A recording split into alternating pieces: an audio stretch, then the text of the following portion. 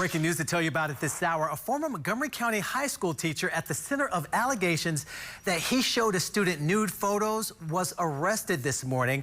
Matthew Vedder is charged with 4 counts of supplying obscene material to minors.